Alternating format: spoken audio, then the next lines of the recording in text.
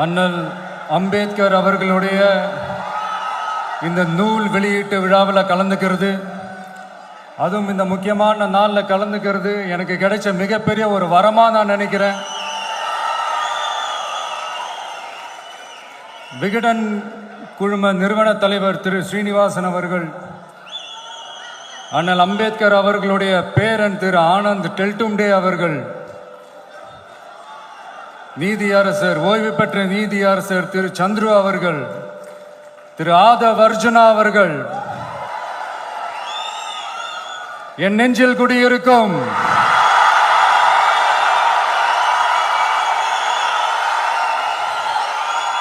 என்னுடைய நண்பா நண்பிகள், தோழா தோழிகள்,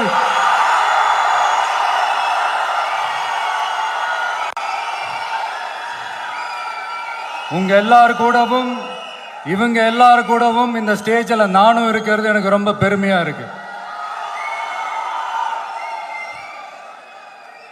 முக்கியமா இப்படி ஒரு ஃபங்க்ஷனை ஏற்பாடு பண்ணி எனக்கு அந்த வாய்ப்பை கொடுத்த விகடன் குழுமத்திற்கு என்னுடைய மனமார்ந்த நன்றிகளை தெரிவிச்சுக்கிறேன்.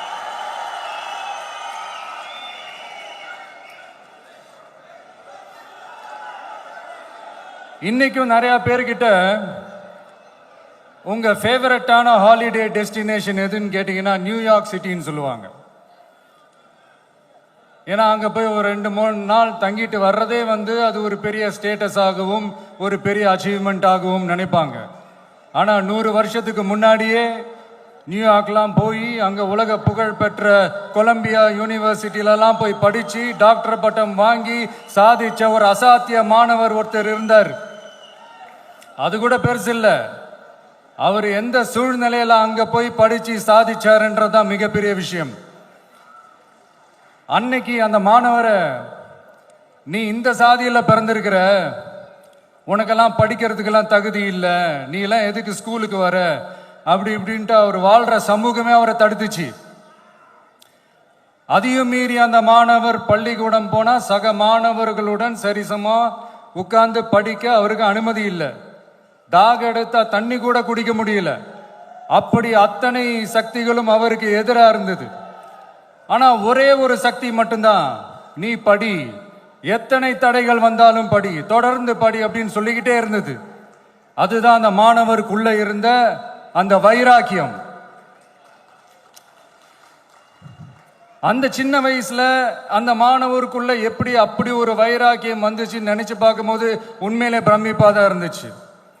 அந்த வைராக்கியம் தான் அந்த மாணவரை பிற்காலத்தில் இந்த நாட்டோட ஒரு தலை சிறந்த இன்டெலெக்சுவலா டிரான்ஸ்ஃபார்ம் ஆகிறதுக்கும் காரணமா இருந்துச்சு. எனக்கு தெரிஞ்ச உலக வரலாற்றிலே இப்படி ஒரு டிரான்ஸ்ஃபர்மேஷனை யாரும் பார்த்திருக்க மாட்டாங்க. அந்த மாணவர் வேற யாரும் இல்லை, நம்மளுடைய அண்ணல் அம்பேத்கர் அவர்கள் தான்.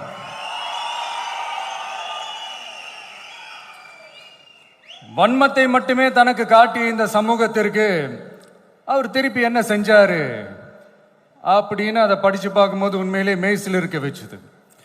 பிறப்பால் நாம் அனைவரும் சமம், நீ எந்த சாதியில பிறந்திருந்தாலும் எந்த மதத்தை பின்பற்றினாலும் சட்டத்தின் முன் நாம் அனைவரும் சமம் அப்படிங்கிற ஒரு உயரிய கோட்பாட்டை உறுதி செய்யும் நம் நாட்டின் அரசியல் சாசன சட்டத்தை வழங்கி நம்ம நாட்டில் இருக்கிற எல்லாருக்குமே ஒரு பெருமை தேடி தந்தவர். இன்னைக்கு ரிலீஸ் பண்ற இந்த புக்கில் எல்லோருக்குமான தலைவர் அம்பேத்கர் அப்படின்ற அந்த புக்கில் ஒரு 100க்கும் மேற்பட்ட கட்டுரைகள், நேர்காணல்கள் எல்லாமே இருக்குது. அதில் என்ன ரொம்ப யோசிக்க வச்சது அவர் எழுதின அந்த பயோகிராஃபி தான். வெயிட்டிங் ஃபார் அ வீசான்னு சொல்லி அதுக்கு தலைப்பு வச்சிருந்தார். அதில் அவர் லைஃப்பில் ஃபேஸ் பண்ண விஷயங்கள், அவரை பாதித்த விஷயங்கள் எல்லாமே கிட்டத்தட்ட ஒரு 6 சம்பவங்கள் பற்றி அதில் குறிப்பிட்டிருந்தார். அதில் ஒரு 2 விஷயம் ரொம்ப பாதித்தது என்னன்னா, அதில் ஒன்று, அவருக்கு 9 இயர்ஸாக இருக்கும்போது அவரும் அவருடைய பிரதரும் வெளியூரில் இருக்கிற அவங்க அப்பாவை பார்க்கறதுக்காக போகிறாங்க. அப்போ ட்ரெயின்லேருந்து இறங்கி இந்த மாட்டு வண்டிக்காக வெயிட் பண்ணிட்டு இருக்கும்போது ஒருத்தர் கூட அவங்கள ஏற்றிட்டு போகிறதுக்கு தயாராக இல்லை. ஏன்னா அந்த அளவுக்கு தீண்டாமை கொடுமை. அப்புறம் கொஞ்சம் எக்ஸ்ட்ரா பணம் காசெல்லாம் கொடுக்குறோன்னு ஒரு வண்டிக்காரர் ஒத்துக்கிறார். அப்போ கூட அந்த வண்டிக்காரர் என்ன பண்ணுறாருன்னா, அந்த பசங்களை வண்டி ஓட்ட சொல்லிட்டு இவர் தீட்டுப்பட்டுடும்னு சொல்லி வண்டியில் ஏறாமல் நடந்து போகிறார். அந்த நாள் முழுக்க அந்த பசங்களுக்கு குடிக்க தண்ணி கூட கொடுக்காம அந்த டிராவல் எவ்வளவு கொடுமையா இருந்துச்சுன்னு சொல்லி அதில் மென்ஷன் பண்ணியிருந்தார். ரெண்டாவது, அதே அம்பேத்கர் அவர்கள் அமெரிக்கா பிரிட்டன்லாம் போய் படிச்சு டாக்டர் பட்டம்லாம் வாங்கி சாதிச்சு ஒரு பெரிய வழக்கறிஞரா இந்தியாவுக்கு திரும்ப வராரு. அப்போ மும்பைக்கு பக்கத்தில் ஒரு கிராமத்துக்கு அவரை கூப்பிடுறாங்க. அப்போ அவர் ஒரு அரசாங்க பொறுப்பில் இருக்கிறாரு. அந்த கிராமத்துக்காரங்க ஒரு வண்டியை ஒன்று ஏற்பாடு பண்ணி அவரை கூட்டிட்டு வரணும்னு நினைக்கிறாங்க. ஆனால் அந்த வண்டி ஓட்டுறவர் அவருக்கு சமமாக உட்காந்து வண்டி ஓட்டுறதுக்கு யோசிக்கிறார், மறுக்கிறார். ஒரு லண்டனுக்கு போய் ஒரு பாரிஸ்டர் பட்டம் வாங்கிய அம்பேத்கரை விட ஒரு வண்டி ஓட்டுறவர் தன்னை உயர்ந்தவனா நினைக்கிறார். அதுதான் அந்த சமூக கொடுமை தான் அவரை சமத்துவத்துக்காக போராட வச்சுது.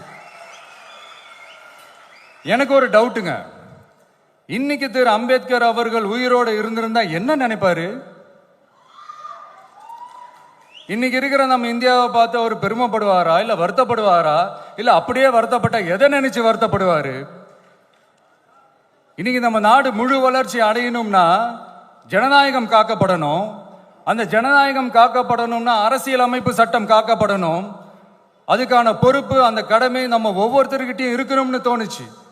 அந்த பொறுப்போடும் அந்த கடமையோடும் தான் இதை நான் ஆணித்தரமா சொல்றேன். ஜனநாயகத்தை நாணிவேர் ஃப்ரீ அண்ட் ஃபேர் எலெக்ஷன்ஸ், சுதந்திரமான மற்றும் நியாயமான தேர்தல்.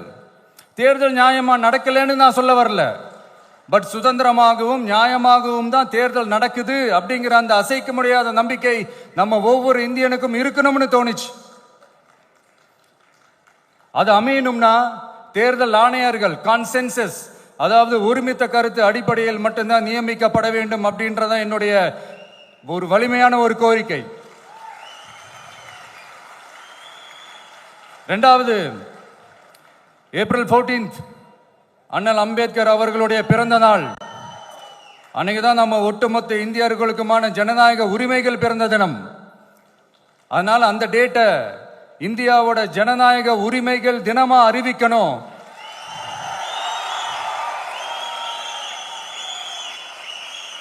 அப்படின்றத என்னுடைய இன்னொரு தாழ்மையான ஒரு வேண்டுகோள். அது இந்திய ஒன்றிய அரசிடம் நான் முன்வைக்கிறேன்.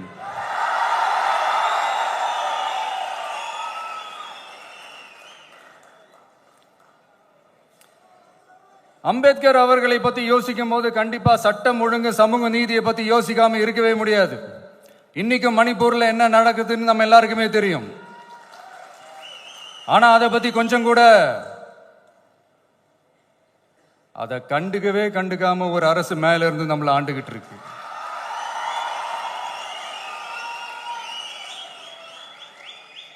சரி, அங்கதான் அந்த அரசு அப்படி இருக்குன்னா இங்க இருக்கிற அரசு எப்படி இருக்கு?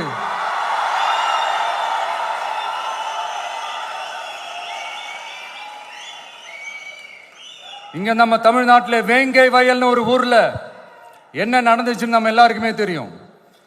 சமூக நீதி பேசுற இங்க இருக்கிற அரசு அதுக்கு எந்த விதமான ஒரு நடவடிக்கை எடுத்த மாதிரியே எனக்கு தெரியலையே. இவ்வளவு காலங்கள் தாண்டி, இத்தனை வருஷங்கள் தாண்டி ஒரு துரும்ப கூட கிள்ளி போடலையே. அதுதான் இதெல்லாம் இன்னைக்கு அம்பேத்கர் அவர்கள் இன்னைக்கு பார்த்தாருன்னா வெக்கப்பட்டு தலை குனிஞ்சு போவார்ல. கரெக்ட், நம்ம நடக்கிற பிரச்சனைகள், நடக்கிற கொடுமைகளுக்கெல்லாம் நம்ம குரல் கொடுக்கணும். ஆனா நடக்கிற பிரச்சனைகள் ஒன்னா ரெண்டா? பெண் குழந்தைகளுக்கு எதிரா, பெண்களுக்கு எதிரா, ஏன் மனித உயிர்களுக்கு எதிரா? இதெல்லாம் நம்ம பார்க்கிறோம், படிக்கிறோம், மற்றவங்க கிட்ட இருந்து கேட்டு தெரிஞ்சுக்கிறோம். இதுக்கெல்லாம் ஒரு நிரந்தரமான ஒரு தீர்வு என்ன தெரியுமா? ரொம்ப சிம்பிள் தான். நம்ம தமிழ்நாட்டு மக்களுக்கு தேவையான அடிப்படை வசதிகளை பாதுகாப்புடன் முறையாக முழுமையாக அளிக்கும், மக்களை உண்மையாகவே நேசிக்கிற ஒரு நல்ல அரசு.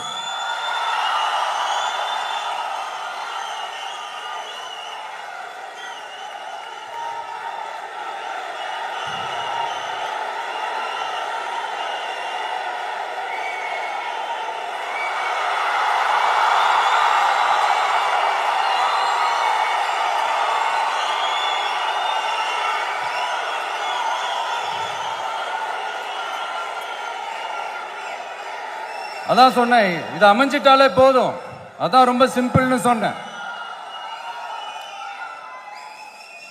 அதனால இங்க டெய்லி நடக்கிற பிரச்சனைகளுக்கு சம்பிரதாயத்துக்காக ட்வீட் போடுறதும், சம்பிரதாயத்துக்காக அறிக்கை விடுறதும், சம்பிரதாயத்துக்காக நானும் மக்களோட மக்களா இருக்கிறேன்னு காட்டிக்கிறதும், சம்பிரதாயத்துக்காக மழை தண்ணியில நின்று போட்டோ எடுக்கிறதும்,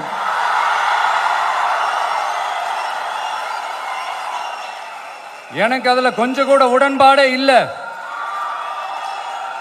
பட் என்ன பண்றது, நம்மளும் சம்பிரதாயத்துக்காக சில நேரத்தில் அந்த மாதிரி செய்ய வேண்டியதா போயிடுது. அதாவது நான் என்ன சொல்ல வரேன்னா, மக்களோட உரிமைகளுக்காகவும் அவங்களோட உணர்வு பூர்வமாக இருக்கணும். என்ன ஒவ்வொருத்தரும் அவங்க குடும்பத்தில் ஒருத்தனா நினைச்சிட்டு இருக்கிற அவங்க தமிழ்நாட்டில் அவங்களுக்கு எங்க என்ன பிரச்சனை நடந்தாலும் அவங்களோட உரிமைகளுக்காகவும் அவங்களோட உணர்வு பூர்வமாக இருப்பேன். எப்பவுமே அப்படிதான் இருப்பேன்.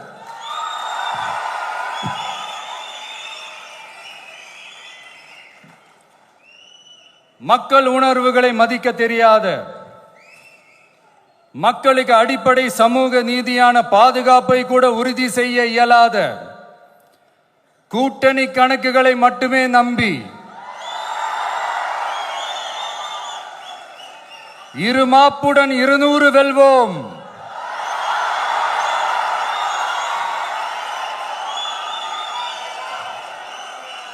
என்று எகத்தால முழக்கமிடும் மக்கள் விரோத ஆட்சியாளர்களுக்கு என் மக்களோடு இணைந்து நான் விடுக்கும் எச்சரிக்கை,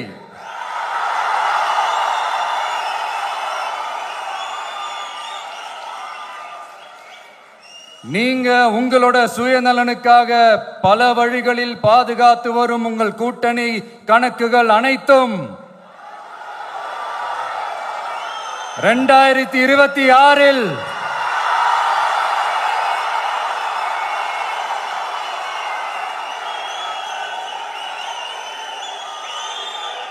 மக்களே மைனஸ் ஆக்கி விடுவார்கள். மக்களே மைனஸ் ஆக்கி விடுவார்கள். மக்களே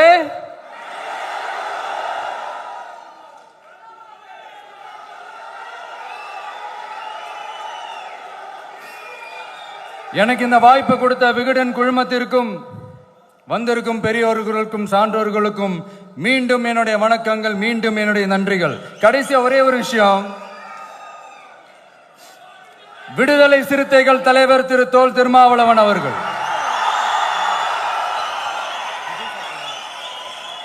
அவங்களால இன்னைக்கு வர முடியாம போச்சு.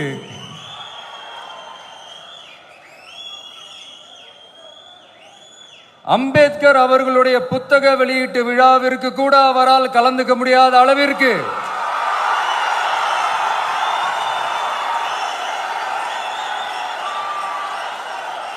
கூட்டணி கட்சிகள் சார்ந்து எவ்வளவு பிரஷர் இருக்கும் என்று என்னால் யூகிக்க முடிந்தாலும் நான் இப்ப சொல்றேன், அவருடைய மனசு முழுக்க முழுக்க இன்னைக்கு நம்மளோட தான் இருக்கும். நன்றி, வணக்கம்.